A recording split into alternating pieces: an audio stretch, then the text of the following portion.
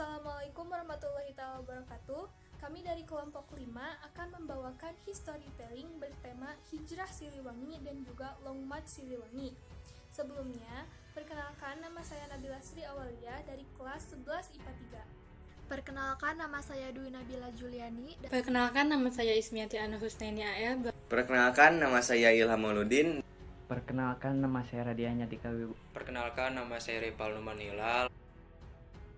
Revolusi mempertahankan kemerdekaan bangsa Indonesia yang diproklamasikan pada tanggal 17 Agustus 1945 diwarnai banyak peristiwa heroik.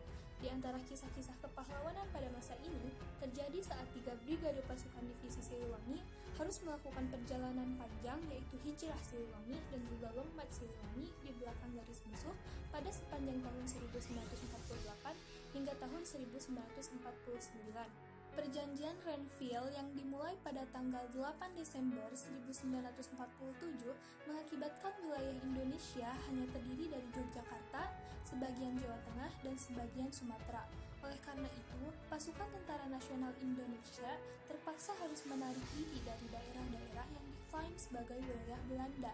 Hal ini terjadi pada pasukan divisi Siliwangi yang saat itu berada di Jawa Barat harus hijrah ke wilayah Republik Indonesia di Yogyakarta dan Jawa Tengah, hingga akhirnya peristiwa ini dikenal dengan sebutan Hijrah Siliwangi. Meski keberatan dengan hasil perjanjian Renville ini, pasukan Siliwangi tetap patuh melaksanakan perintah untuk hijrah dari wilayah Jawa Barat ke sejumlah wilayah yang diakui sebagai wilayah Republik Indonesia. Selain pasukan Siliwangi itu sendiri, beberapa dari mereka membawa seluruh anggota keluarganya untuk ikut hijrah.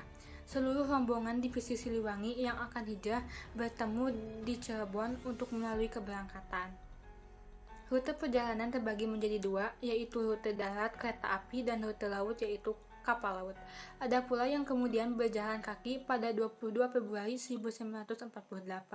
Kurang lebih 29.000 prajurit meninggalkan kantong-kantong gerilya menuju Yogyakarta dan Jawa Tengah.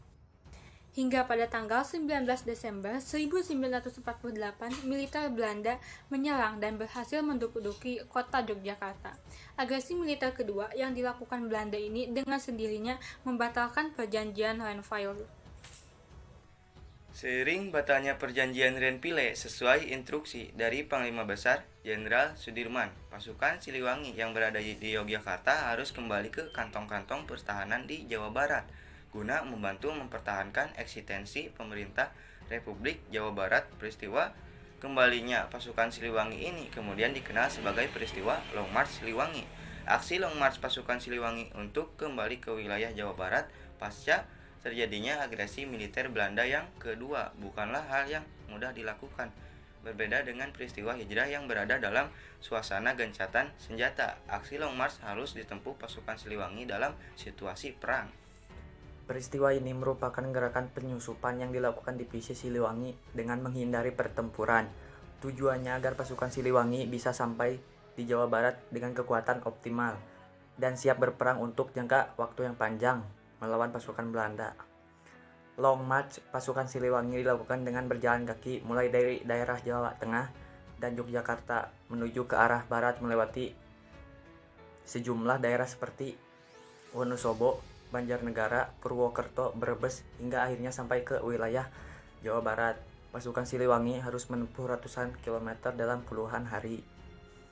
Untuk menghindari kontak tembak atau kejaran pasukan Belanda, rombongan Long March umumnya menghindari jalan besar.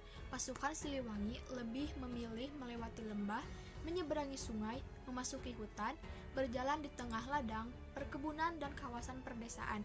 Akibatnya, pasukan Siliwangi harus berhadapan dengan kelaparan dan berbagai macam penyakit. Setelah menempuh jarak ratusan kilometer dengan berjalan kaki, akhirnya pasukan Siliwangi berhasil memasuki wilayah Jawa Barat. Di wilayah yang masih dikontrol militer Belanda ini, pasukan Siliwangi menyebar ke berbagai lokasi yang menjadi basis pertahanan mereka yang ditinggalkan ketika hijrah ke wilayah Jawa Tengah. Meski mendapatkan keberadaan tentang Belanda juga tentangan dari gerombolan DI atau TII.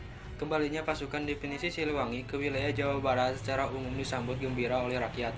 Dengan segala daya dan upaya, rakyat Jawa Barat berusaha membantu pasukan Siliwangi untuk mempertahankan keberadaan negara Republik Indonesia dan menolak negara Pasundan yang dibentuk Belanda. Sebagai sebuah peristiwa sejarah yang syarat dengan makna perjuangan, peristiwa Long March Siliwangi menjadi salah satu catatan penting sejarah untuk selalu mengingat para prajurit TNI dan setiap warga negara Indonesia untuk tidak pernah berhenti berjuang dan mempertahankan kedaulatan bangsa dan negara.